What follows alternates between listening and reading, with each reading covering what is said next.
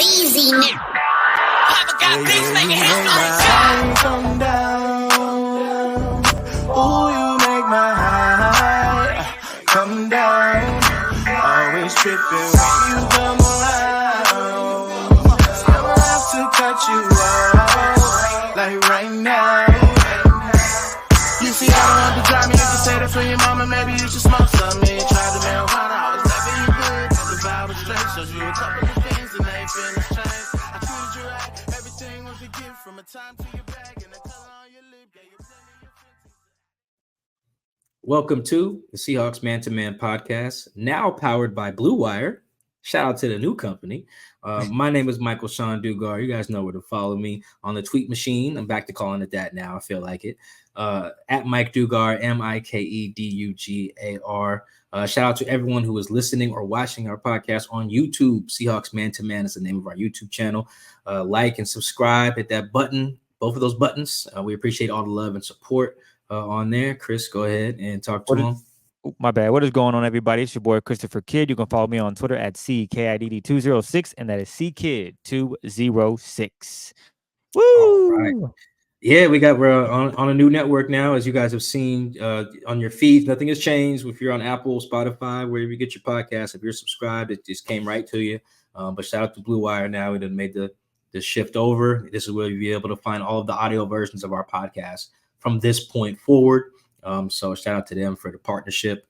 And yeah, with our new home to discuss, Chris, a gut-wrenching loss as I sit here at a hotel in, I think I'm in Irving, Texas.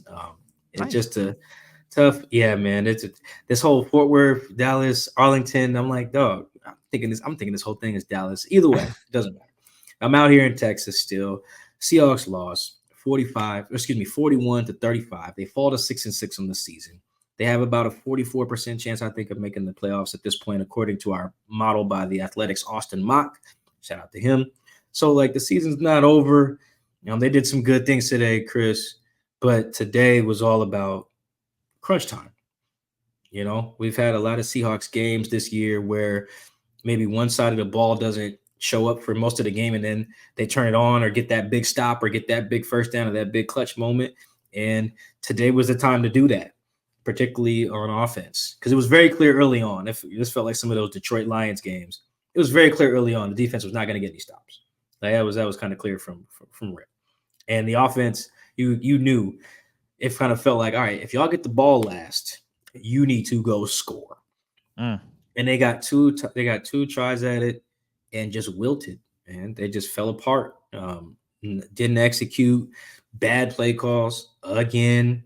Just a terrible way to end. It almost felt like the 35 points they scored. I remember when I finished my story, I sent it in. I was like, man, I didn't feel like I wrote about a team that scored 35 points today. Because it was so dark after, and you could feel it in the locker room, man. It's guys with red eyes and guys bickering about plays and mad about the penalties and just not being able to get off the field. There was so much stuff, and and that's what happens when it's time to win. You got to win. And Chris, unfortunately, the Seahawks are the type of team where they need every ball to bounce their way now, because they're not dominant enough to just go out there and just kick the other team's butt. They're the type of team that has to get those bounces. And I was thinking about this. We haven't recapped it this way on the show, but I was like, man, the ball it's been so close to winning or losing these games, like in Detroit. If Jake Curran gets called for a holding on that walk-off, like, who knows if they actually score on that drive, score a touchdown to win. They won a game on a missed field goal, they won a game on a made field goal against Washington. They lost a game in LA because of a missed field goal.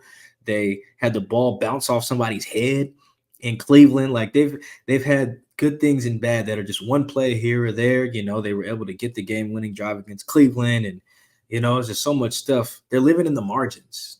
And when you're a mediocre team, which is what 500 is, when you're a mediocre team that lives in the margins and you need everything to basically go your way in crunch time, you have really no margin for error. That's tough. And you get games like today where, yes, some of the penalties weren't fair, but some of them were.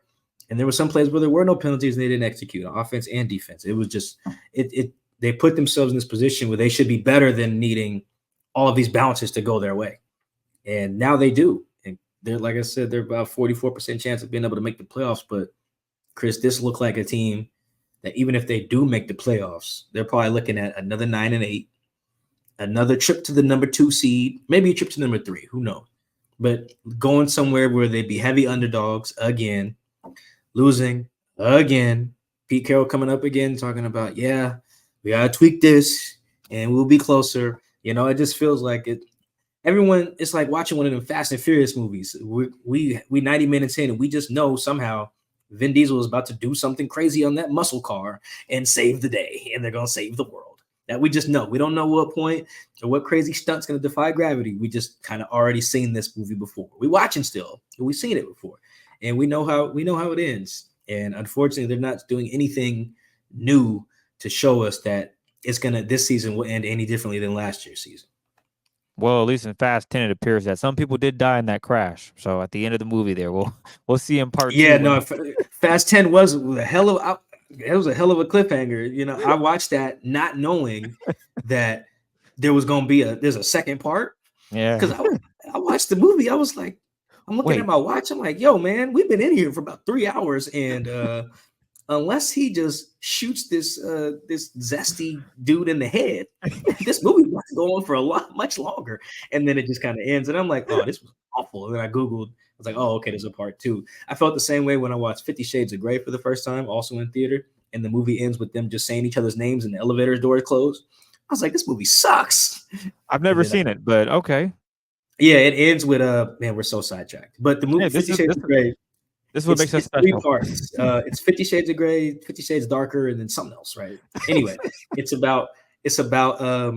love story, and it's based off some books, I think. And the first movie ends with they break up, the guy and the girl break up, and then she leaves his little loft that has an elevator. You know how you got the loft that the elevator doors go right to your place.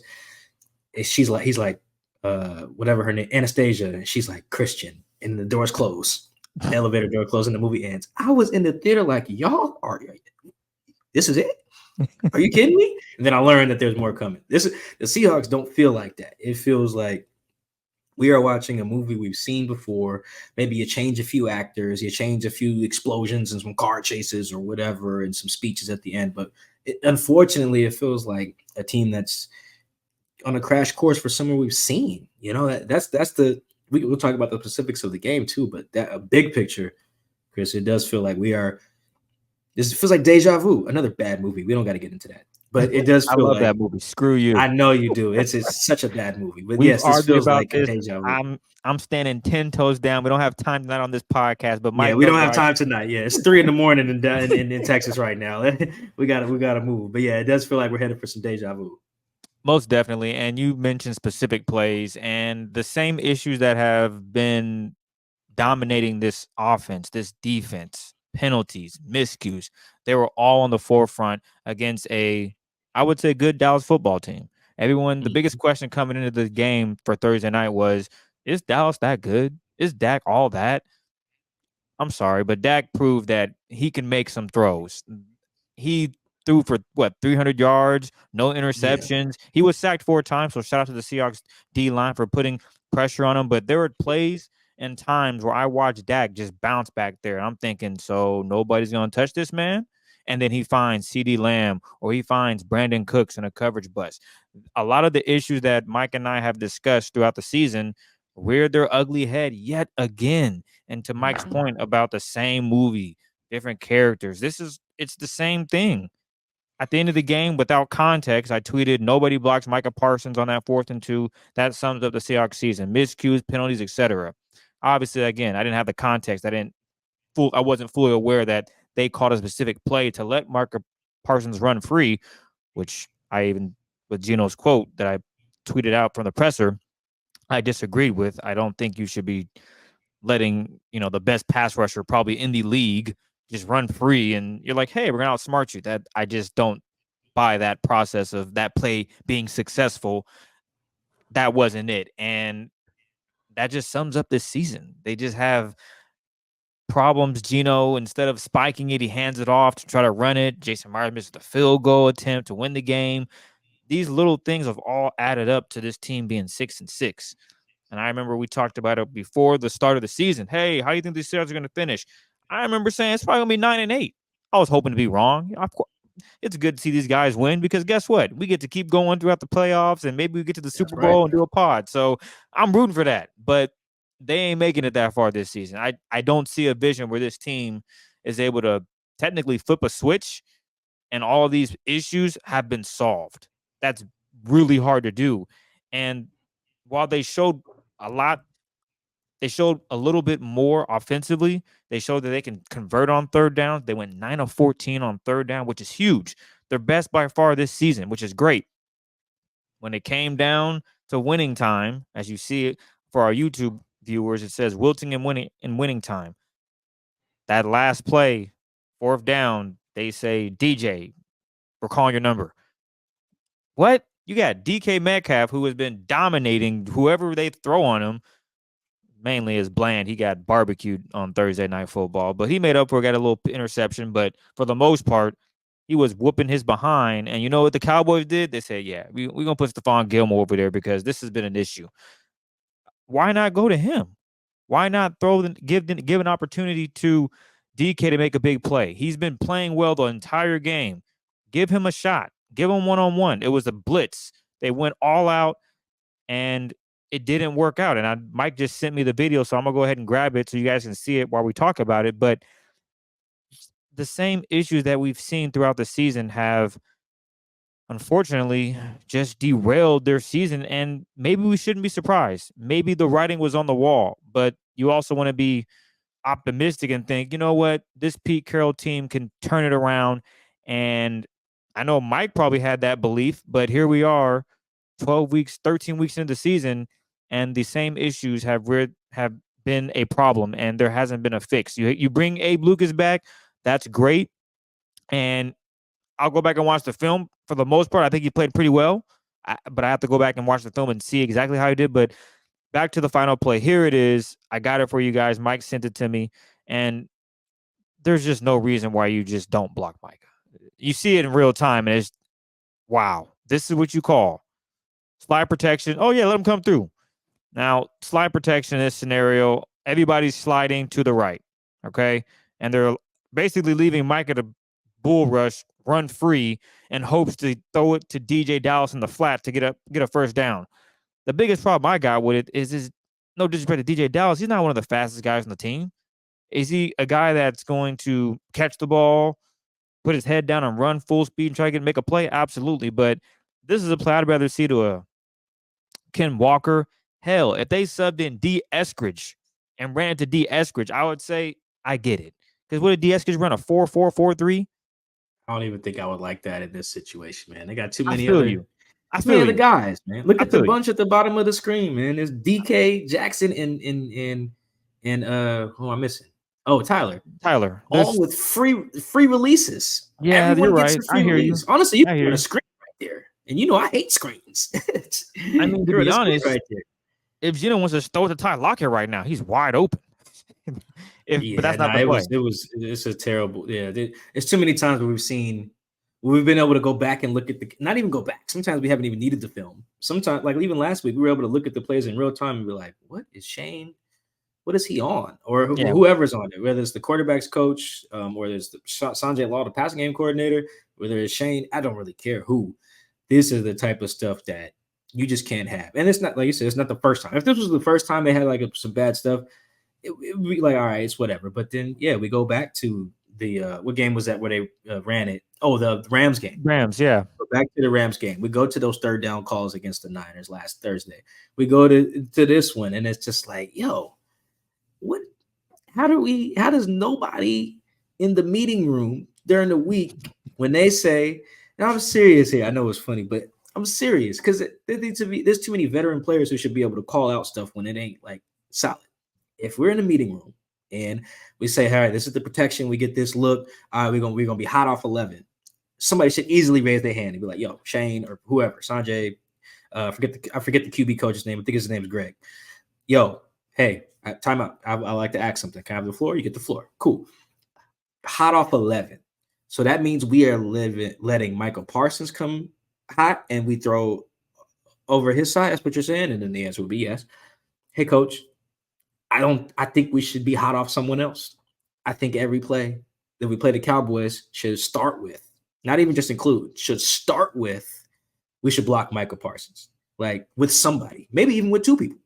But this was a block him with nobody play. And I don't even blame Geno. I don't even blame DK, because here's the other thing. When you're leaving a free rusher, then you're not giving any time. Right? So, it's just there's no time to make even adjustments or for Geno to get busy back there. Like maybe he spins out of that, but come on, man. Micah's Micah, man. He's 2-time All-Pro, probably going to be All-Pro again. So yeah, this is one of those where this is another example of where we just didn't even like the call. Where we didn't like the calls last week. We didn't like the call against the Rams to try to sneak in an extra run to Charbonnet. Like it's just it's to the point where the process is not good. And when I know Geno has told us the process is good. I've asked him about the process. He says the process is fine. I also don't think Geno would say the process is bad. Like why would he say that? He gains nothing. But Chris, come on, man. No. Everyone saw this play. This is crazy. Every play. Think about that. Imagine playing Cleveland. And you're like, yeah, we're gonna be hot off 95. Excuse me. Oh, slap you. You said what? Come on, man. We're gonna be hot off Nick Bosa. Like sometimes you are hot off a player. Like I don't think you always need to block everybody. Sometimes being hot is okay because you can throw it into the blitz and then beat the where they leave the hole. That exact thing happened to the Seahawks today on Brandon Cooks' touchdown. Jordan Brooks blitz, they threw right into it. I think being hot off people is fine. That's normal protection stuff. Hot off Michael Parsons? What are we doing here? What do we like? That's not a winning play call. This feels very similar to the Super Bowl. They lost. It's like, damn the throw for a second. Why was the ball going to Ricardo anyway? We got other people who deserve to play. Y'all just gonna let Doug run a dummy route? What? Come on, man. Like it's so bad. It's a great example. And the craziest part is, even if this play magically were to, I don't know, let's say Parsons isn't as fast as he is. Look at Lawrence. He is blasting DJ. He's 10 yards away from the first down. So if he catches it, Lawrence is wrapping him up. This play was doomed from the jump. As soon as the ball snapped, Lawrence is in the backfield and DJ is getting bumped off. He's not fast enough.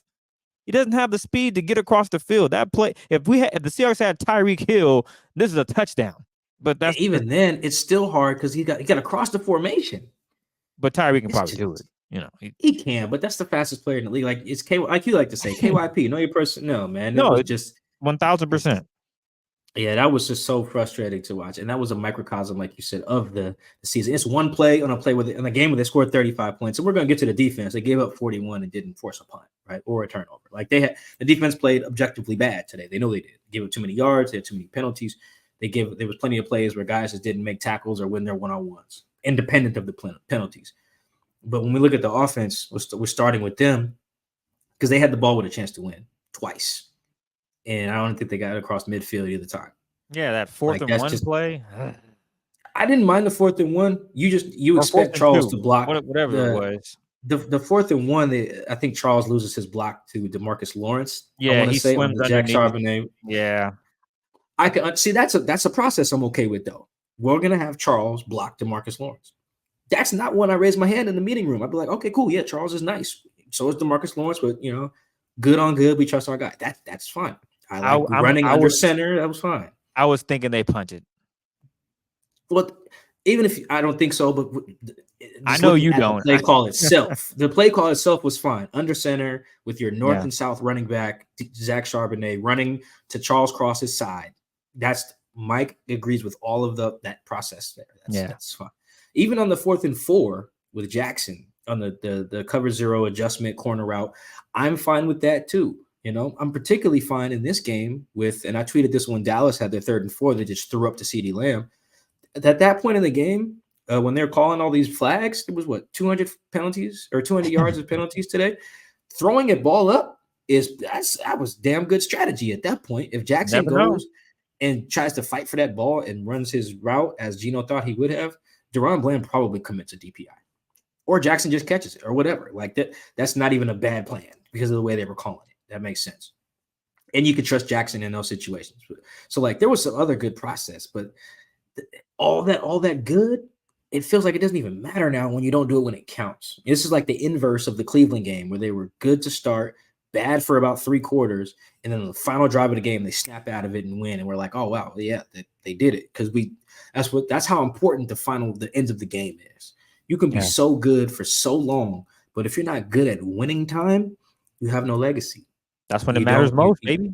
That's all that matters. If you score 0 points the whole game, you get the ball with a chance to win, is 0-0, you go down there and get a field goal drive and be like, y'all balled out.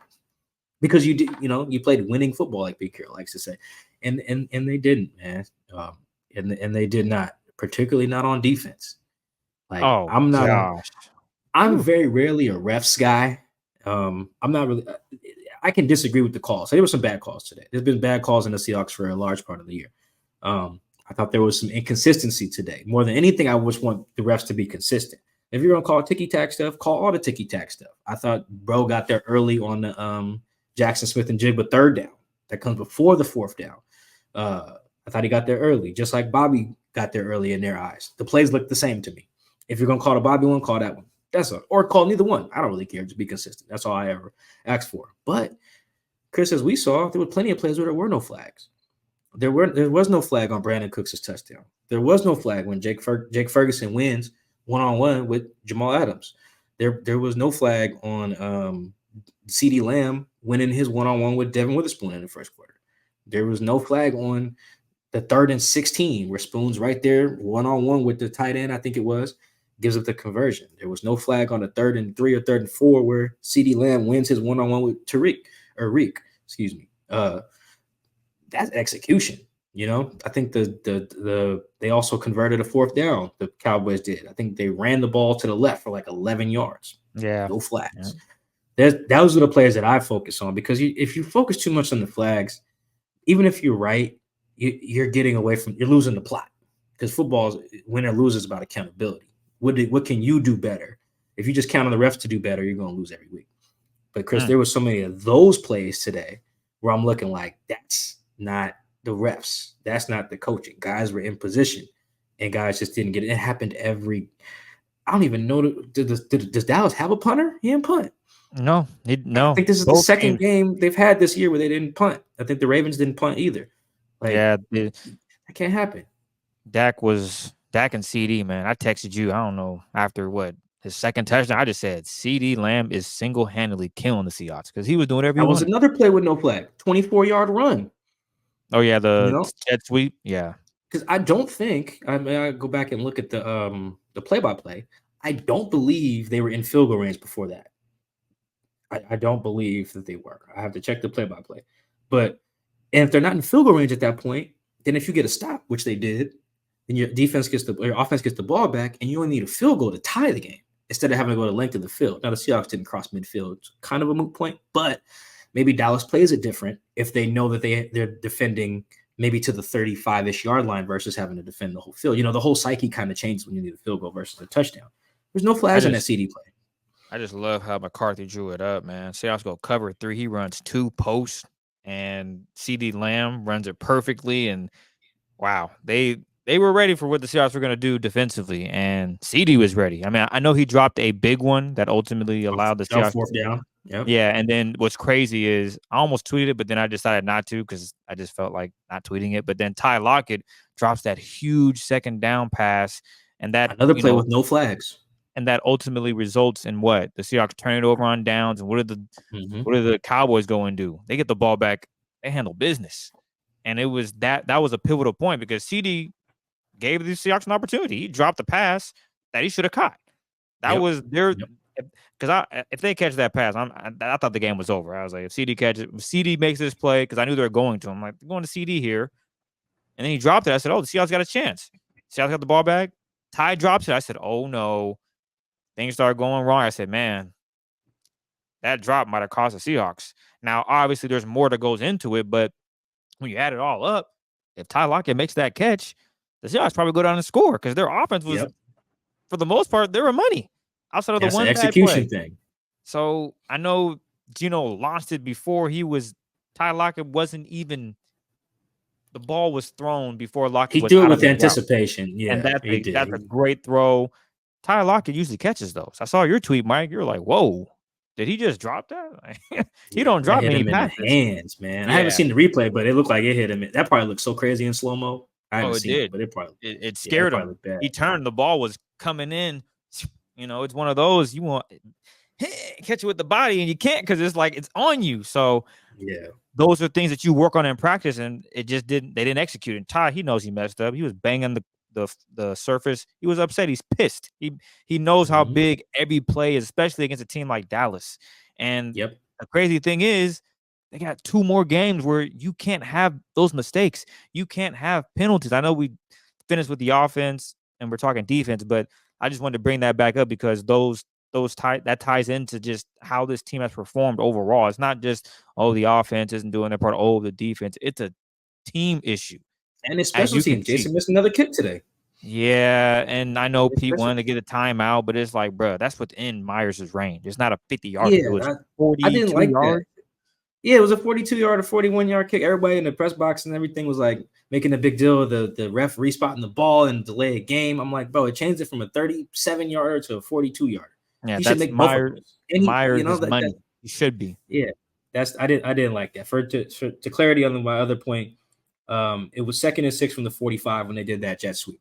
The Seattle 45. So if they don't, they're not in field goal range right there. So, there's a chance for a 4th down stop maybe or whatever like that. The game was not over, my point being. So another play where there were no flags, So, yeah, man, it was just they did what they can't afford to do is they were playing against a good opponent and playing against themselves with penalties, with play calls, with drops. And you just can't – it's too hard to win in this league consistently. Sometimes it's going to go your way like it did in Detroit, like it did against Cleveland, and like it did against the Commanders.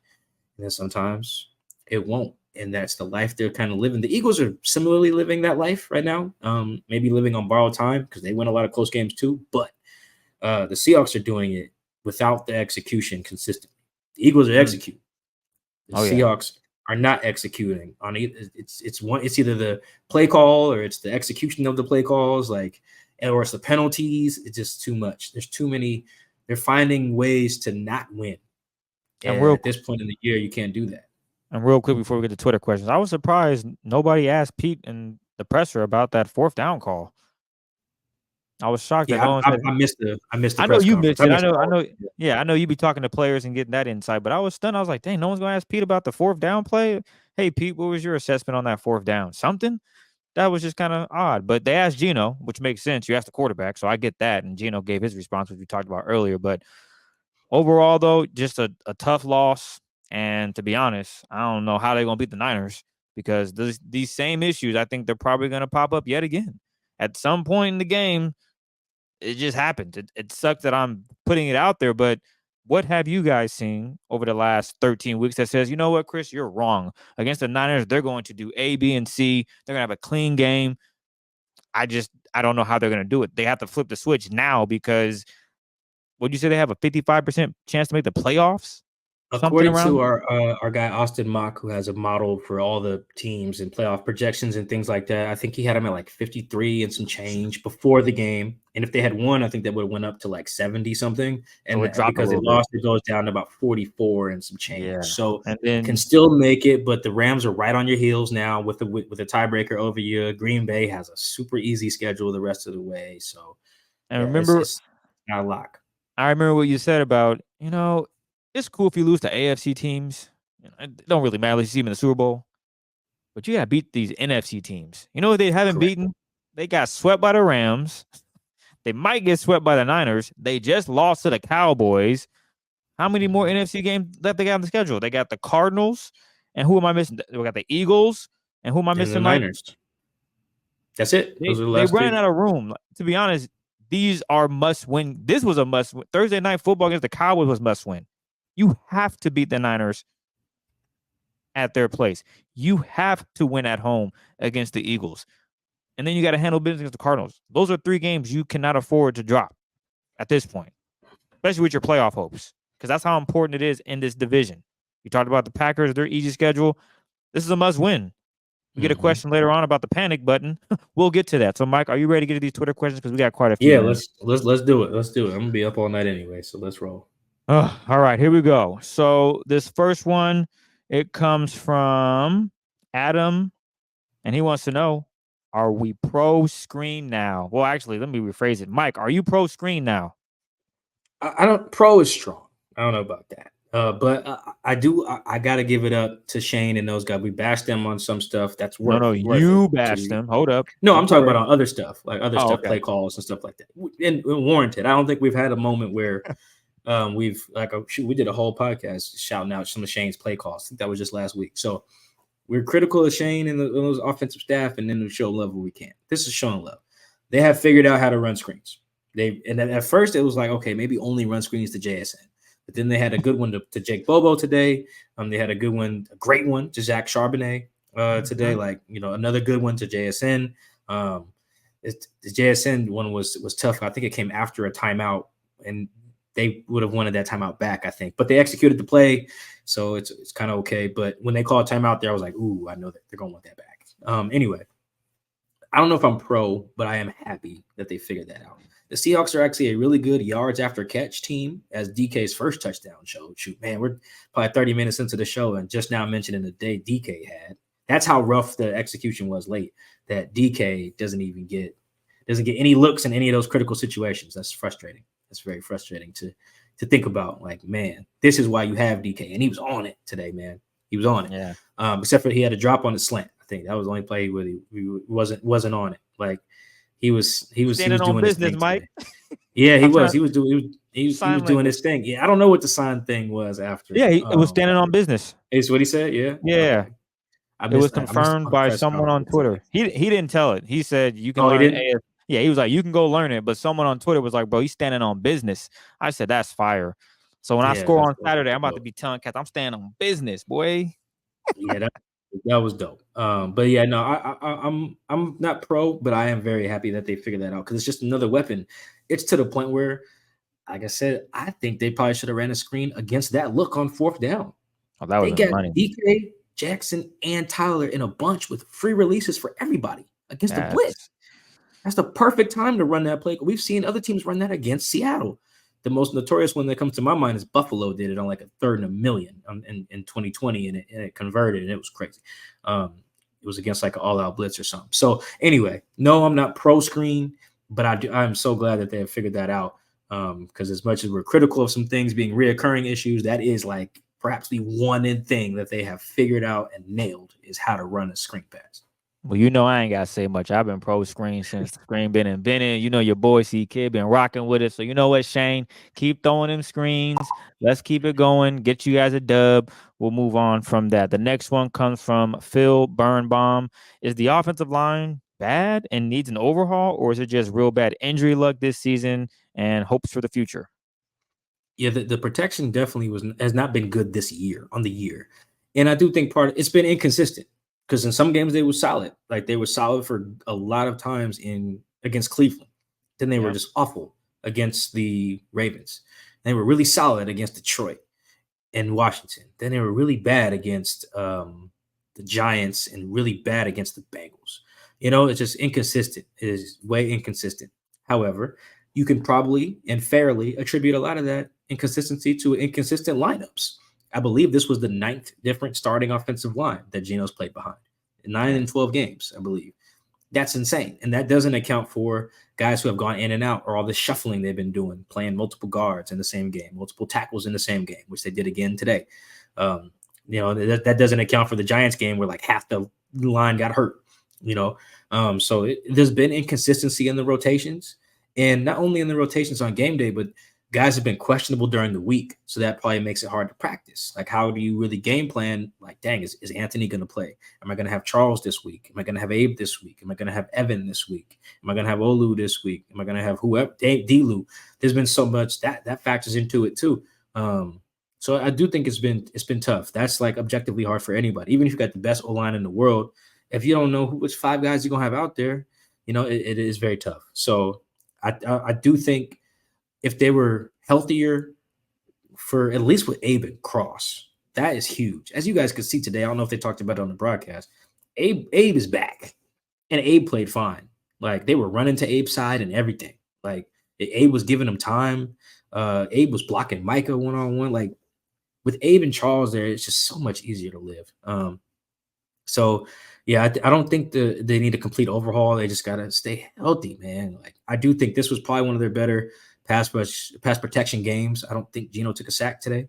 And I thought overall I have to watch the film to be very sure. But I left the game thinking, okay, yeah, they blocked it up pretty well. So yeah, I just think they got to stay healthy, man. That's probably the only grace I can cut the offense, because it is just hard when you got all these different dudes who not only can't practice, then they can't play, and then they get hurt in the game. That is just tough to build like that.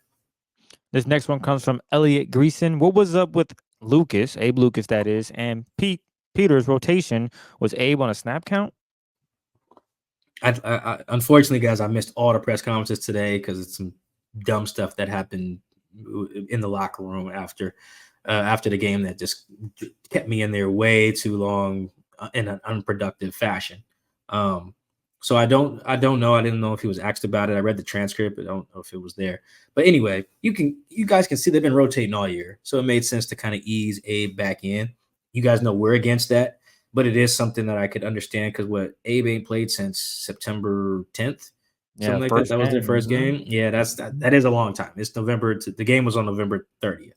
So I can see kind of easing him in. Jason's played okay. So it does seem like it was a rotation there. I can kind of understand that. I did like that in winning time, Abe was out there. That would have been that's all I was really curious about. And Jason played fine too. They moved the ball and Jason was out there. It wasn't much of an issue. I imagine if Abe's knee came out of that okay, he probably plays the whole game against the Niners. That would be my guess. I actually wasn't too upset about that. Usually I really hate that rotation thing they're doing, but it probably would have been tough and we don't know. I didn't talk to Abe. I know some people did after, but it probably was nice to get to a little bit of breather. Maybe if for no other reason, just be like, hey, Abe, how's your knee? Can you test it? That could probably do some good. But I would expect him to play full games going forward. I see no reason to rotate after today. This next one comes from also known as Phil. Can someone explain why Kenny McIntosh didn't get touches on Thursday night? Yeah, I won't spend too much time on this one. Kenny didn't get any touches again. But at the same time, if you look at the flow of the game, I was fine with it. They were giving Zach a lot of touches. They were giving DJ his touches. DJ was fine with his plays. Like DJ's he's good with the ball in space. I thought he made a great decision on the trick play to just try to get something out of that play. He was definitely, it was a huge face mask. Oh, what the hell? I don't know how. No, I thought he got him got him right here. Man. With the slow, I only saw one slow-mo on that big old screen they got at AT&T. I thought that looked like a huge face mask. He got him under the helmet. It didn't look like a face mask. I watched it. I was like, nah. I got to see this. I don't have the clip to throw in here. That looked bad on this. I only watched it once, and I tweeted that slow-mo looks. They made that look awful. Anyway, I didn't come away from the game thinking, oh man, they got to get Kenny to rock. And then when Zach was ruled out or doubtful, whatever, with a knee injury, it was too late. I think it would have been way too late to just throw Kenny in there. Hey, Kenny, it's winning time. Go ahead and execute. You ain't never played all year. Maybe he's up for that. I don't know. But I feel like that would be a tough spot for the rookie to be in. So I would like to see him get the ball, but I mean, Chris, what they have? 400 yards of offense today or something like that? Like, I don't think getting involved would have been the difference. But yeah, I would like to see him, get the rock. But like I said, they had 406 yards of offense. I thought they moved the ball fine. They executed fine for most of the game. Yeah, I didn't come away from this game thinking, yeah, man, they got to get 25 in there. It would be nice if they did, but I think among their list of issues, that is very low on the list. This next one, we have two. It is from Lil Mama. She has two questions. Even though Shane called a good game, is that fourth down call to end the game still a reason for him to be on the hot seat? And the follow-up is, do you think the offense will maintain this production? I like that we got a question from Lil Mama. That's a funny one. Shout out to her. Is Shane on the hot seat still, even though he called a good game? Yeah, I mean, you don't put people on the hot seat for one or two bad calls. However, this is a theme. Even if we take it all the way back to a play I wasn't even that mad about, the fourth down in Cincinnati, where Geno should get the ball out to Colby Parkinson against the rookie corner. Even that's a moment you can probably go back to. Like, that's part of the trend. It's like, okay, I like Colby. He does have the mismatch. He is 6'7". The corner, I believe, was 5'11" or 5'10". He is a rook. At the same time, DK, Tyler, and Jackson are on the team. I would rather go there. You know what I mean? Like, it's just been so easy. And this is, I think, a fair criticism and a good way to kind of look at it. Football is very complex. Very complex. We don't know all the rules. We don't know all, like, the play calls and intricacies and, like, the site adjustments and all the audibles and everything. Without all of that knowledge, it is still abundantly clear that the designs of their plays are bad. Like, we don't even have to know ball at that high of a level. So, like, if the fourth down play was an outlier, if like, man, Shane's usually been fine, that was just a bad call. That it happens. If that was the case, I would say, yeah, let it rock, because it feels like that's part of a larger pattern. Yeah, you can still look at this team with a critical eye. I mean, it got to the point, Chris, before this game, Pete was like, yeah, we're not using our guys right. In week 13, he said that. That is bananas. That is a huge indictment of not just Shane, but the whole offensive staff for not getting guys right. And the players are a little bit to blame on that too. You got guys running the wrong routes and stuff like that, breaking the routes off early. It ain't just the staff. However, yeah, I do think it's fair to keep looking at everyone on our offensive staff, not just Shane, because everyone's a part of that. Like, for instance, Jackson's touchdown against, I want to say, the Cardinals. That play was designed by, I want to say, Kerry Joseph, who's the assistant QB coach. So clearly other guys are involved in the play design. That's why I want to include all these other dudes for good plays and bad plays. But yeah, I definitely think it's critical, because it should be much harder for us to critique the offense. But we don't even need film sometimes. So sometimes we can just be like, yep, that play stunk. And it did. Without even needing insight. No one needed insight to know, hey, man, y'all should block Micah Parsons. No one needs that. We didn't need that. I don't know if they were saying on the broadcast, but that's just such an obvious error. You know what I mean? Even on the third down last week on the goal line, we didn't need insights to know that you should use the middle of the field when you're on third down and not have everyone go outside the hash against the blitz, where they took the sack on third and goal to 7. So I do think that's a real reason to be critical, even though by and large today, Shane called a good game. Second part of that, I believe, was asking him, but will the offense keep this going? It is hard to hit on a 60% clip on third down every week. No one does that. I think Chris said, 9 of 14? That's 62%, 63, something like that. It's above 60. No one's going to be above 60. Can they? My challenge for them would be above 50, be 50 or better. Can you do that going forward? I think it's possible if they do like today, Chris. I don't think they had many third and a millions. No, they did that not. was part of it. Let me see. Let me go through. I'm gonna go through all the third downs. I'm not gonna go through each play, but I'm gonna see if all the down and distances. All right, here we go. This is in order. 3rd and 8, this DK's touchdown. 3rd and 7, which they converted. 3rd and 5, 3rd and 5, 3rd and 3, 3rd and 2, 3rd and 2, 3rd and 5, which was Geno's touchdown run. 3rd and 7, as Tyler target that got intercepted. 3rd and 1, 3rd and 7, 3rd and 10, 3rd and 4, 3rd and 2. So that's an average distance to travel of 4.9 yards. Yeah, 7 of them. I'd have to look that up, but I would guess that average distance to travel on third down of 4.9 yards is probably their lowest of the year. That's, if you can keep it in that range, then I do think the offense can generally be good. And this was probably the first time, Chris, that they executed at this high level, and we're not like, oh, but it was insert bad opponent. Like Deron Bland is nice. He's clearly nice. The interception shows that he's nice. Stephon Gilmore is nice. And they were getting, maybe not Stephon as much, but boy, Bland was food. It was food in the first half. Food, I tell you. Good Texas barbecue. Like, it was bad. It was bad. Like, and they were able to take it to him. And it got them back. That's what good on good does. But I say that to say, if you can do that, you can do that against other teams. You can do that against the Eagles, James Bradbury and Darius Slay. You can do that against Javarius Ward and my man Lenore, over there in San Fran. You can do that. But I do think the key is those third downs. Keep those low. When you got to go 3rd and 7 every time, you're not going to get them joints. You're around 3rd and 4, 3rd and 5, you'll get them. How come guys aren't running wide open like the Dolphins or Niners for third downs? Is it scheme, player skill, or both?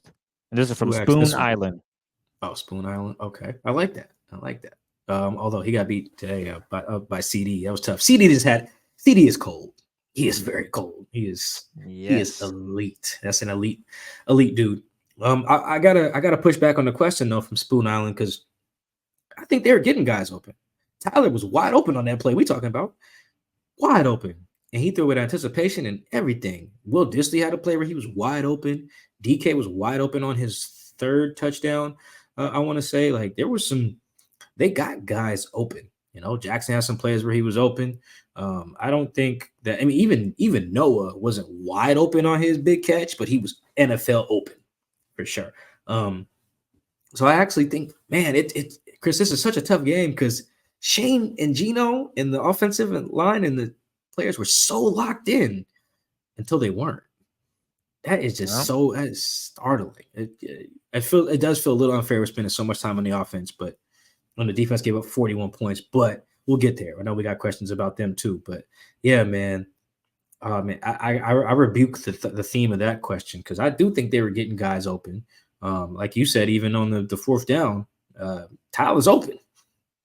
Throw hot at 16, and you know, and he's probably still running. So yeah, I don't think they have an issue getting guys open. I think today was actually a really good example of that. Well, speaking of defense, this first question on the defensive side comes from Debo Samuel Hate Page. Why is Frank Clark playing over D Hall? And what does Bush have to do to play over Bobby? I'll address the first part. Derek Hall hasn't played a ton. However, I'm not really seeing, even this is on film too, I'm not really seeing a bunch of plays like that warrant, like, oh man, 58 needs to play more. You know, and I feel like you guys can probably agree because if you've been watching the Seahawks, you know what those plays look like. Excuse me. I believe like, what was it, a couple years ago, for example, Alton Robinson. It felt like every time he was on the field, he was getting the pressure to the point where it was like, wow, he should play more. I remember Clint Hurt was like, yeah, he should play more. And Pete was like, yeah, he needs more turns. You know what I'm saying? That was an instance of, oh, this guy's not playing enough, but when he does play, he's clearly impactful, so we should use him more. You know, we've had those instances. I can't think of any others at the top of my head, but even Mafe last year, like it was very clear Mafe should get some more run because he was really good against the run in particular last year. So we know what that looks like. I feel like in Seattle, we kind of got a feel for, you know, Ryan Neal. That's another good example. Early on, when Ryan Neal was like playing like just occasionally, he was making a ton of plays. And it was like, oh, Ryan Neal needs to play more. I think what year was that, Chris? That was 2021, I want to say. Where it was, yeah, like we know what that looks like. And I don't feel that same way with D Hall. Maybe he does need just more reps to get those type of plays, but we've seen guys maximize minimal opportunities.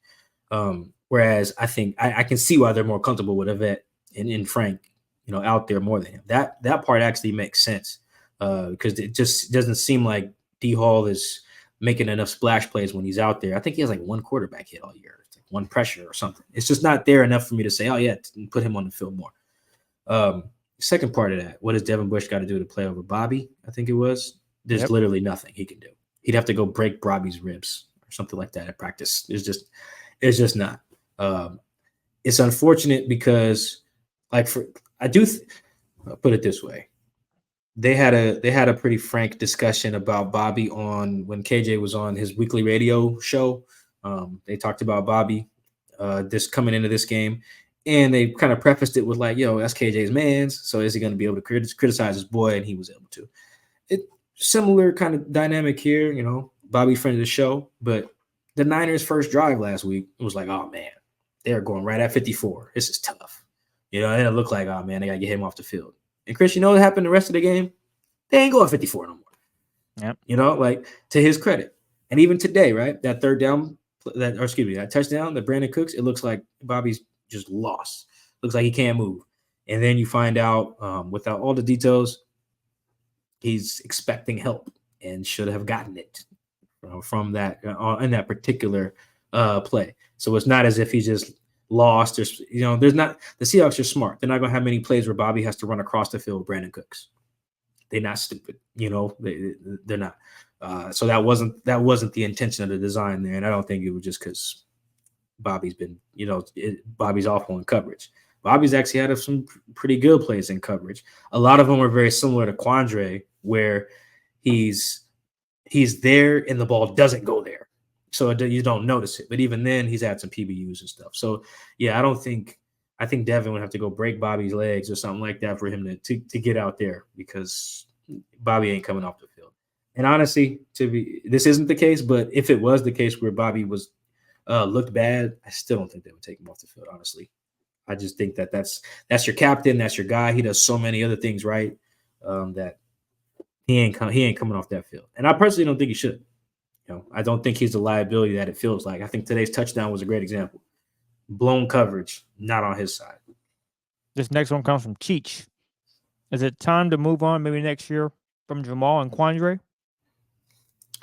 Yeah, we're getting these questions a lot, and I can see why. Earlier in the year, I thought the criticisms were a little unfair, and they probably still are.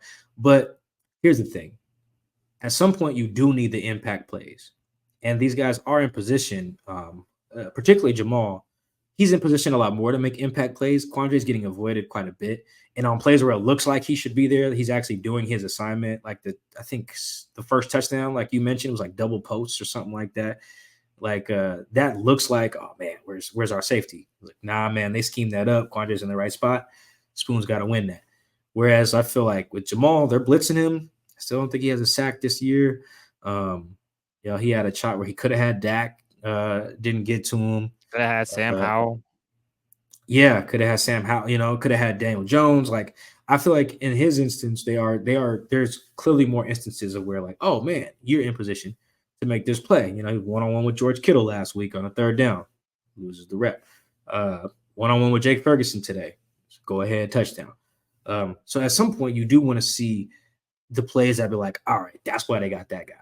That eventually you want to see those. It's a little harder for Quandre because he plays so far away from the ball. And even Chris, we're still not seeing a ton of deep stuff over the middle of the field. A lot of teams in post, it's really tough. Even when we are seeing them, it's when Quandre is not there. Like the Ayuk touchdown last week was such a great example.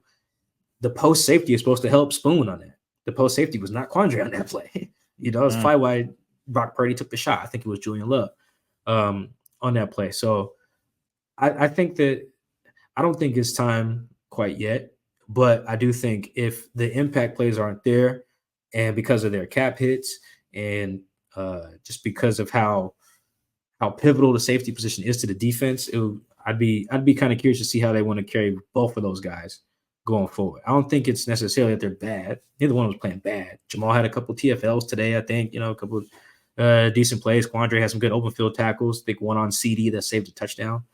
I want to say smacked the hell out of who'd he smack? Who Quandre smacked today? Smack Ferguson. Yeah, good pop. So, but I do think what they need to get over this hump is more impact plays, and they're hard. They are hard to come by. But look, Micah didn't do a damn thing to the last play, and that's Michael Parsons. That puts it in perspective. Myles Garrett didn't do nothing until like one drive, for this in that Browns game. So sometimes it does happen where you just kind of don't get the opportunities, but at some point you just got to make them. I think that's particularly true in Jamal's case, where the ball is coming his way, tackles are coming his way. I think they ran his way on that crack or that toss play for what's his name for Tony Pollard today, stuff like that. So I don't think the move on from both of them, but I do think it's fair to kind of keep a critical eye on that position going forward, because they are spending a lot of money there, and the defense is just underperforming as a whole. So it's like, maybe do you allocate your resources differently? That is a fair question.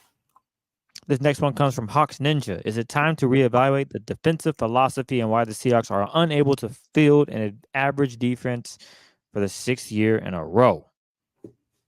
Yeah, I don't even know what to do about the defense at this point, because I can see, like, I feel like, Chris, even if we were the coordinators, right? Or if they hired us for a little bit, like, hey, Mike, come on, Chris, you got an office, 3rd floor. I need a little gold nameplate, all that stuff. That'd be fire.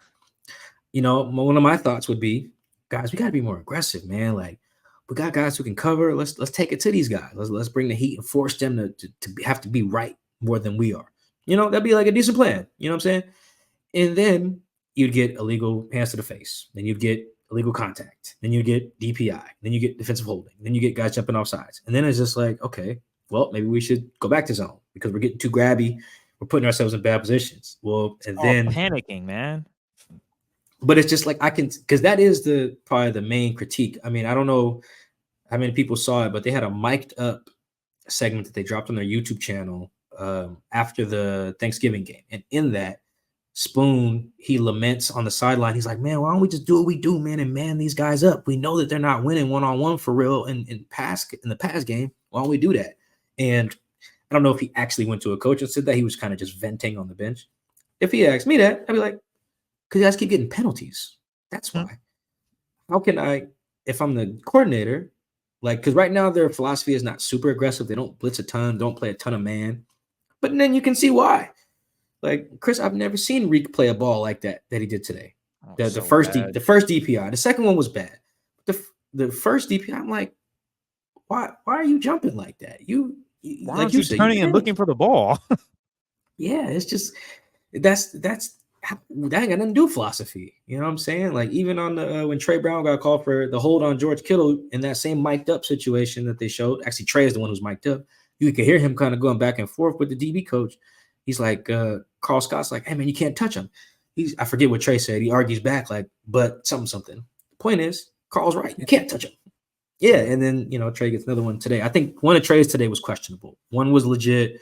One was questionable. But either way, I don't know what you can do about the philosophy. You can be more aggressive. Maybe you can be a little softer. But either way, guys got to tackle and guys got to win their one-on-ones. That's just football. That's not a philosophy thing. You're always going to have a scheme where guys got to win one-on-ones. And if they're just not, there's literally nothing else you can do. Like, literally nothing. This next one comes from Jonathan McMagic. What does a successful final 5 games look like? And what are some of the things or players you guys are specifically interested to see in these final 5 games? On the flip side, what would you be most concerned to see in the final 5 weeks? Oh man, there's a lot going on in that question. Shout out to that question. That's a good question. So I would be most concerned by blowouts. Just laying down, not showing fight. That would be concerning because that would mean that you have to get rid of everybody. And I'm not joking. Like, once it feels like there's no more fight, everybody got to go. That's top down. The good news is there's fight. They fought today. I thought they didn't quit against the Niners. Like, there's been fight. I mean, there's not as much fight the final few drives against the Ravens. They let Tyler Huntley come in there and lead like a 75-yard drive. I guess the starting defense too. Touchdown on his birthday. Yeah, that was. But outside of that, there's been fight, and even in that game, the offense shows fight to the end too. So as long as there's fight, as long as there's belief, I don't think there's a lot of finger pointing going on behind the scenes. It doesn't sound like it's super great behind the scenes, but in general, it feels like the morale is still there. I'm very curious. I'll be very curious to see how guys feel on defense when they watch the film, because ultimately, it's a lot of guys just not making plays. They did not get off the field when they needed to, and they haven't for most of the year. So they're one of the worst third down defenses in the league, I believe. So that would be most concerning if I don't see any fight. A successful 5 games left. Is that what they have? Mm-hmm. Man, they got to win like 4 of those, dog. You got to get to 10-7. You got to. I just feel like the optics of that will just feel so much better because it won't feel like, oh, here we go again, 9-8. Even if it's just, hey, we 10-7 now, especially since that 10-7 will mean they probably beat one. They either beat Philly or they beat the Niners in that scenario. That's huge. That's what that means. Yeah, because that's what that would mean. So that's the success. 4 wins, nothing more, nothing less. Don't care if they're close losses or anything. 4 wins. 4 wins is the magic number for success. Anything short of that, and it's going to feel like we're right back to January football, wild card, heavy underdog, on the road again. So gotta win 4 games. I would say the thing I'm most concerned is the same mistakes just lingering, continue to happen. They're not playing worse competition these next 2 weeks, playing quote unquote better teams. So I'm concerned that the same issues will just fall right into place and they'll get beat again by the Niners and then get beat by the Eagles. Success-wise, it looks what we saw offensively on Thursday Night Football. The offense is hitting on all cylinders, and I don't know what the defense can do at this point, but to your point, Mike, they got to do something. They got to make some plays. Guys have to make the tackles in the holes. Guys have to be prepared when in coverage not to panic and get grabby, because that's all it's happening is when they're getting beat, they panic and they get uncomfortable and they get handsy and they grab and they do things out of character instead of stand with it, realizing, okay, I might be beat, but if I turn my head and look, the ball is there. Tariq didn't have to jump. I'm watching the play like, the dude forget how to play football? Bro, you were in. First of all, you look the first time. Oh, you realize you're beat, so you sprint. And then you just jump in the air. It's like, bro, if you would have just turned your head, you might get a pick. That's how easy it could be for him. But for whatever reason, he didn't do that. So those are my successes and things that I'm concerned about. This next one comes from Tony K. What are 2 or 3 positive things that stand out for the Hawks that they can use moving forward? Yeah, that's a good question. There was a lot of positive. The third down numbers were really positive. And this first and second down execution was really positive. That got them in a lot of those short third downs. Like, I think all that was great. That was really good execution. I thought the red zone was great. They were 4 for 4 in the red zone, I believe. Great stuff. DK, monster. Dog, that throw from Geno to DK on that first touchdown, that might be the best throw Geno's had as a Seahawk. That is a dart. If that ball is anywhere else, it could be incomplete. It is, and it's a great hands catch. DK's had some body catch issues in the past. That was all hands, tight. I mean, it's perfect stuff. Some of the play calls on third down, again, the third down execution, all that was positive. DK showing up and just dominating a matchup, because that's the thing DK can do. We've seen him do it. DK has several games of like over 140 yards receiving, because he can do that. He's like that. This is the second time he's had 3 touchdowns in a game. Like, when he balls, they are a tough offense to stop, because you have to change everything. You see what the Cowboys did? They were like, 26 can't guard him. Hey, Gilly, get over there. You know what I'm saying? DK forced them to do that. And he can do that each week. He can force them. We've seen DK just go and dominate Darius Slay. You know, like, he can win those. And when he does that, they are so tough to stop. That was a huge positive. I thought the screen game was really positive. There was a lot of good positives there. I thought they handled, man, the four. This is not a positive, but Chris also was so frustrating was they handled the end of like the 2-minute situation really well at the end of the first half. That was so good. That was so good. That's why when I thought they got the ball again, I was like, oh yeah, in the fourth quarter, I'm like, oh, they're gonna execute, because they do this. You know, they rep it, and it was just not there. But yeah, I thought DK winning third down stuff, I thought was really good. I thought guys were generally in position to make plays on defense. You know, they were there. It's not like guys were just butt naked open every play, right? The Cowboys were forced to go win one-on-ones. That they did that, and you know they won them, but they were in position. Guys were in position. So yeah, there was a few really good positives. And I mean, the offense didn't punt. Like, you know, crazy. I thought there was some really good positives with the offense there, and I think it gave them confidence. And I think they had the right attitude. They had the attitude of like, y'all talking crazy about us on offense. We about to show y'all. They took it personal. You know, they did the Michael Jordan. I took that personally. Maybe the defense does the same thing. I don't know, but maybe they do the same thing. So there was some positives, not a ton when you lose, and you give up 41 points. But yeah, there were some, particularly DK, man. I was really happy to see him just dominate, because he can do that. This next one comes from Jacob Sports 12. Do you think the past couple of weeks have been a coaching problem, execution, or somewhere in the middle?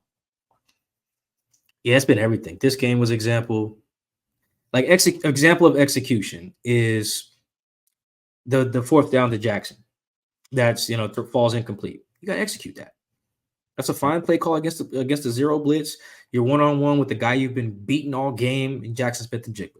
Got to execute. Didn't execute. The 4th and 1 run to Charbonnet. fine play, got to execute. Tyler Lockett, wide open in the middle of the field, boom, ball hits his hands, got to execute. Whereas play calling falls short. No design stuff to DK, I think, on either of the last 2 drives, maybe not both, at least not any of the 4th downs, critical situations. Wasn't seeing 14. It didn't even look like he was the primary read on some of those. So that's coaching. That 4th down where they don't block Micah, we've gone over that. I'm not going to belabor the point. But come on. What are we doing? So I do think we've had these situations. Even last week was such a good example too. That 3rd and goal from the 7 last week, terrible design. 3rd and 8, much better design. Tyler falls down, doesn't win. Protection breaks down.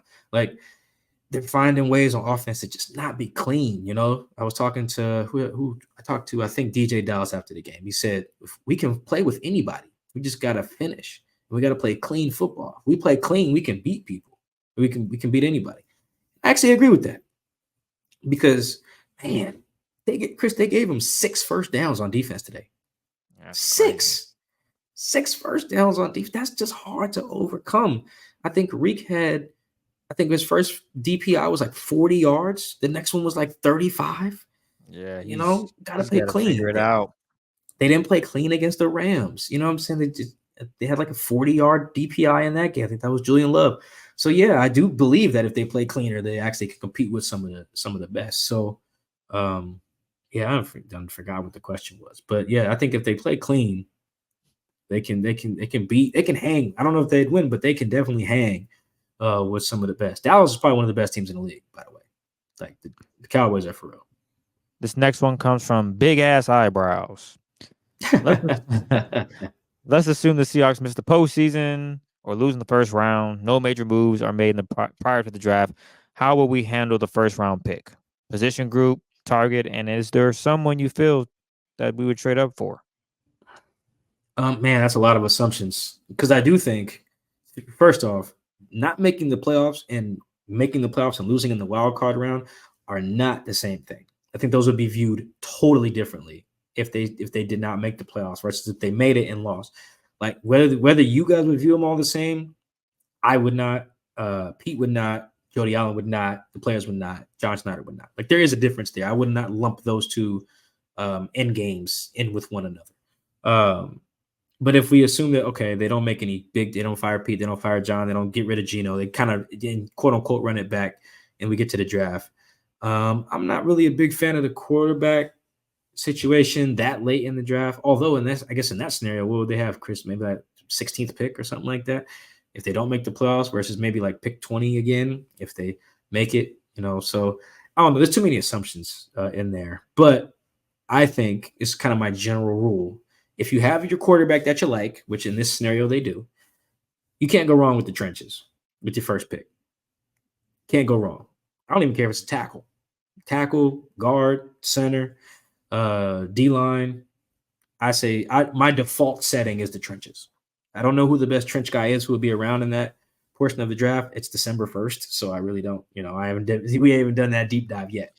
However, just generally speaking, if you feel like you have your quarterback, go trenches. You just can't go. You can never have too many guys in the trenches. This next one comes from 1010.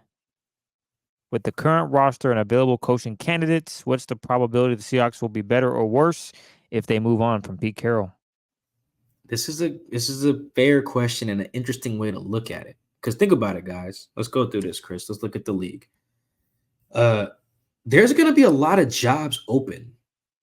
And it won't be, let's see. You might get a Bill Belichick firing. That's one. You might get a Brandon Staley firing. That's two. Dennis Allen, if they don't win a division in New Orleans, that's another one. You're looking at maybe Washington Commanders firing Rivera. That'd be 4.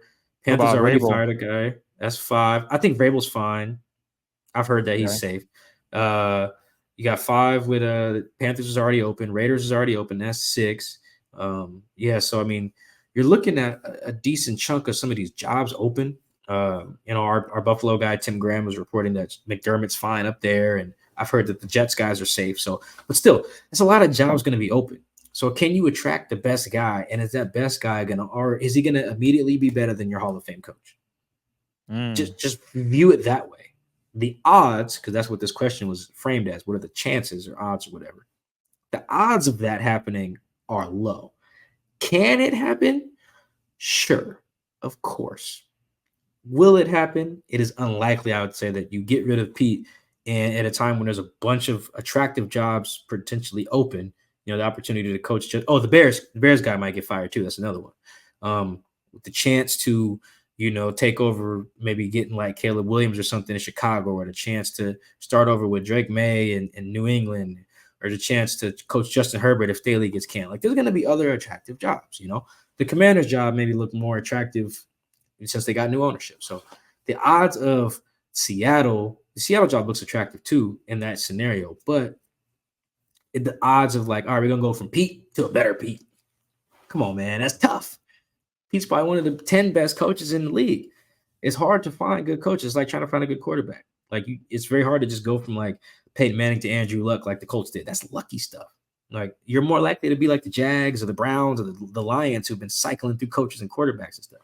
Maybe not the Lions as much as quarterbacks. They have Stafford, but you guys get the point. So, no, I think the odds are low that you get rid of Pete and immediately get better. Doesn't say you can't.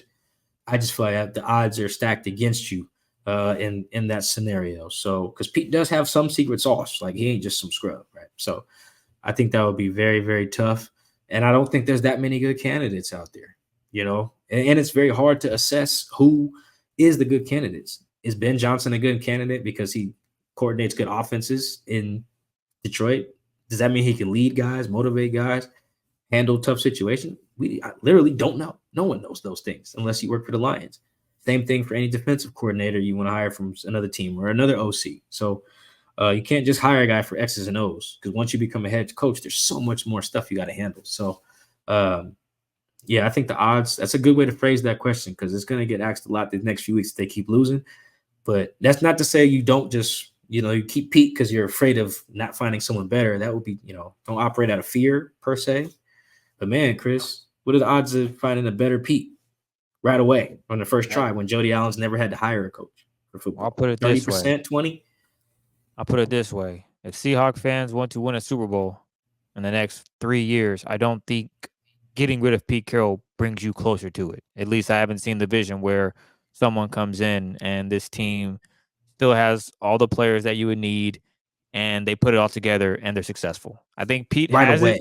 Right away. Yeah, right away, yes. I think Pete has it, but for whatever reason, it just ain't clicking.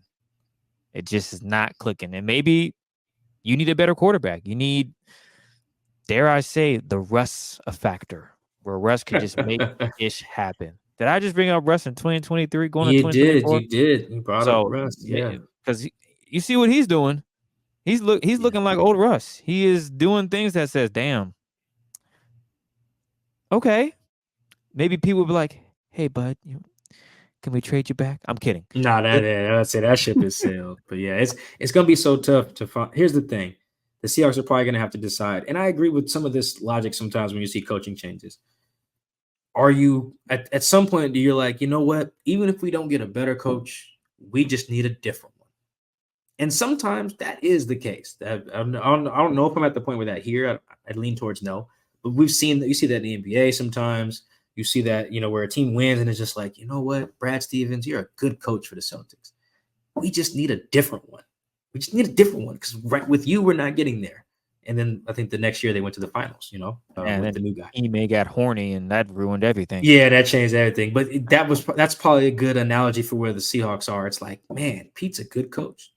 Maybe it's not even about finding a better one. Maybe it's just getting a different one in there. They could do that. I think there's a few teams that could make that argument, where it's just like, man, we probably ain't going to find a guy better than you, but maybe we need just a different voice, a different guy. I feel like that can be the case at quarterback sometimes too. So like I said, I don't think I'm there yet, but I do think that's ultimately the question Seattle's going to have to ask if things keep trending this direction. This next one comes from David Carter. Do you think the Hawks coaching staff is getting the most out of their talent on the roster? I think on defense, man, maybe Chris, I'm tripping, but I feel like on defense, guys are in position. I feel like guys are getting sent on the blitzes. They're getting their one-on-one pass rush ops, you have to scheme those up too. Like you got to scheme up Boye to get the one-on-ones. You got to scheme up Draymond to get the one-on-ones. the stuff is there. You're getting Spoon getting targeted. Reek got targeted a couple times deep, and he's 6'4" with 4.2 speed. Like that's in position, and for his position, that's like, okay, yeah, that's a play that you go make. Spoon 1-on-1, Jamal 1-on-1 with guys. Jamal being able to make plays. He's getting run blitzed. I think he had a TFL or a couple today. Jamal's getting to attack screens and come downhill, and Quandre's getting to come down and hit guys. I feel like on defense, I'm not watching being like, man, this guy calling this plays is lost. I'm really not. I feel like the 3rd and 16 was such a good example. Fine call. He gets Spoon, guy who just suplexed someone like 2 weeks ago, 1-on-1 with a tight end. Miss. But guys are in position. Spoon almost had a pick on a blitz today too. Ball. The guys are in position. I think on D. On offense, the answer is a hell no. The answer is a hell no. It took like 5 weeks to figure out how to use Jackson. Which is crazy. Inexcusable. There's too many games where it doesn't feel like any of the tight ends are involved. I don't think all 3 need to be involved every week, but I do think at least one of them dudes should be heavily involved in the game plan each week. Don't really care who it is because they're all pretty good. But they've had too many games where none of them, So yeah. I think on offense, they can easily be getting more out of their guys. It doesn't have to be DK goes for $130 or something every week. Maybe next week's Tyler's week or, whatever. But I feel like everyone they're clearly, these guys are way too talented on offense for it to be as inconsistent as it had been to this point. This next one comes from at AWK _1990. Last season, the Seahawks went 6-3 and finished 9-8 and needed the Lions to make the postseason. If the same thing happens this year, but no playoff appearance, what do the Seahawks do besides hope for the best to be an actual contender next year? Yeah, I think that kind of goes to what we were talking about with Pete. Again, I think these are all fair questions. I don't think nobody's asked nothing crazy except for the one about like wide open stuff. Because I do think that is a problem. And if you're Jody, you got to sit back and look like, okay, maybe we don't get a better situation than this Pete Johns setup. But maybe at some point we just need a different one. Maybe it just has to be different. Because at some point, when you get these, when you have the same people doing the same philosophy, doing the same things, you get the same results, then it's your fault. Like if you keep making the same, you don't change enough and you get the same results, like, man, that's on you. Eventually you got to make more drastic change because you can't just be like, well, we were almost there. Or, well, we got closer. Well, if we just change this, if we just change that. I think a really big part, and I can't drive this home enough, a really big part of the offseason, Chris, is they got what they wanted in terms of resources. Now they had to make some tough calls, but they John Snyder has mentioned a lot of times. He's like, guys, we kept winning. We never pick high. Our opponents are picking high. That's how they get these guys that are wrecking our games. That's how they get Bosa's and other players that have been picked high. We never suck enough to do that. Well, now you got Charles Cross. That's a top 10 pick. Now you got Spoon, top 5 pick. And you didn't even have to suck to get Spoon. You got Spoon. Like you don't usually make splashes in free agency. Well, you had the money this year and you spent it on Draymond. You got what you've been asking for. You've got what the other opportunities that your rivals have had. And for you to end up right back. And it's not a great year for health, but it's relative. They got a full year of Jamal so far.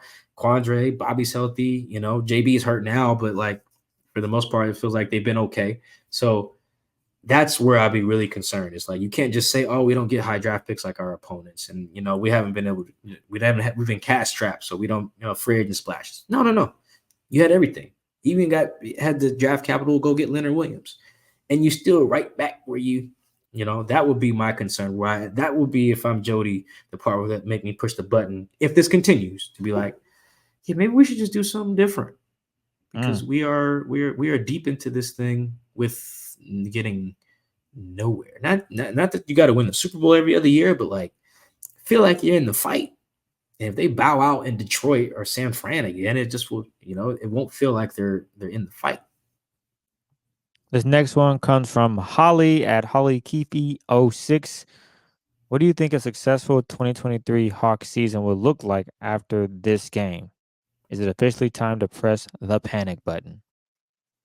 Yeah, I feel a little panicky. I don't know about you, Chris. I'm feeling a little panicky because it's so hard to beat the opponent when you're playing yourself too.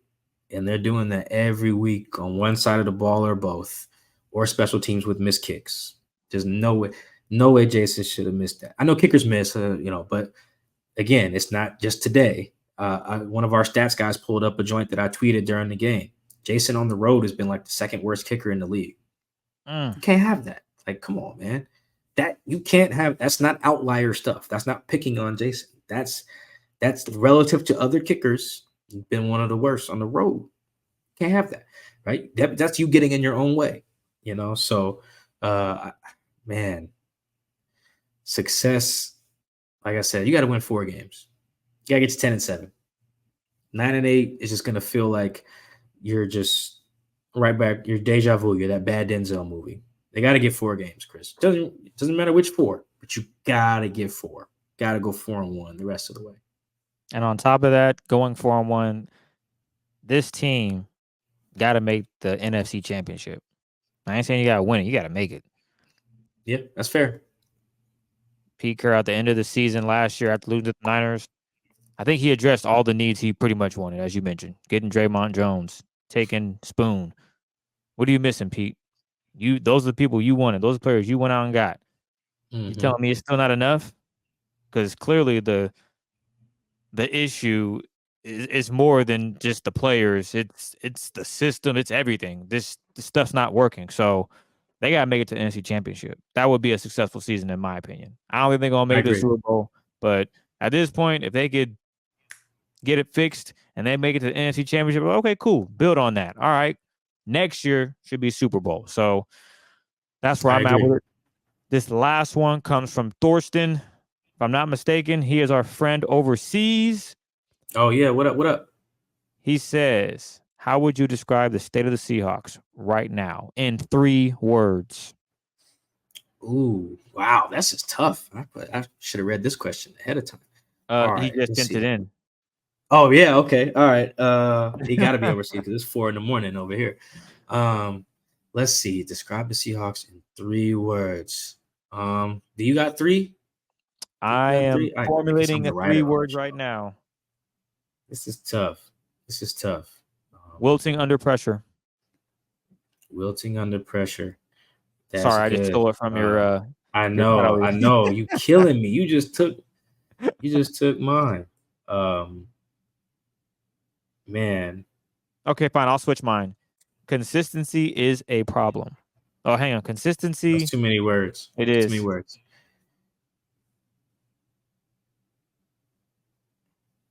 I think I got mine. Oh, I'm staying with it then. Wilting and winning. All right. My 3 are going to be time for change.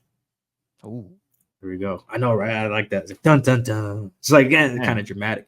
Sounds like a new tattoo idea. Doing the same thing. Because, they keep doing the same stuff, man. It's just, I feel like the front office got, and the coaching staff got what they wanted. They got their coaches that they wanted.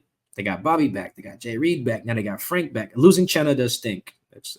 Guys get hurt though. It just happens. Part of the game. The Bengals right now.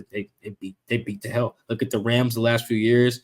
The Niners have had some terrible years where they lost Bosa, Kittle, Jimmy, Debo been hurt. Like sometimes you just got to do stuff like that. Yeah, like you got your quarterback. They lost their left tackle this year for a long time. Their right tackle. No, like injuries do stink, but at the end of the day, man, like they got most of what they wanted. And down the stretch, they're going to have their horses for the most part. They may not have Ken for some of this, but they got a lot of what they wanted, from draft capital to healthy guys to getting guys back and getting the scheme that they wanted. And it's just not. It looks like we said to open the show. This is perfect. We came full circle. It looks like and feels like it just a different version of last year. It feels like just a similar ending to the same movie that we just watched. One of them Fast and Furious joints. At some point, here come Vin Diesel in the muscle car to save the day and tell us about family. He tells us that every movie. Raise your glass, La Familia. Yeah. You know what the bad guys don't have? Family. That's what he says every time. And we keep watching it. You know, we keep watching it. We keep paying to see. I think somebody asked Ludacris, like, why y'all keep making these? He was like, y'all keep going to the box office. That's Make $1 why. billion. Yeah, he was like, yeah, we making $1 billion off these joints. Yeah, we're gonna strap Tyrese in a Honda and a rocket and send him to the moon. You know, if y'all pay to watch it. So yeah, it's and if that's the case, if we end up watching the same movie again, just changing a few different parts, yeah, time for change, man. You have to do something. You know, Well, so I can't wait to watch the next Fast movie. I feel like I'm hyped about that now suddenly. to close out, Mike, hey Mia, hide your baby oil. Better hide that big ass forehead. Yeah, no, those movies I actually like those movies, but they're just so crazy. You just know Denzel's going to, or excuse me, not Denzel. You just know Vin Diesel's going to do something crazy with that muscle car, dog. Like he took out 2 helicopters, I think, in the last one with a Camaro or whatever he's driving.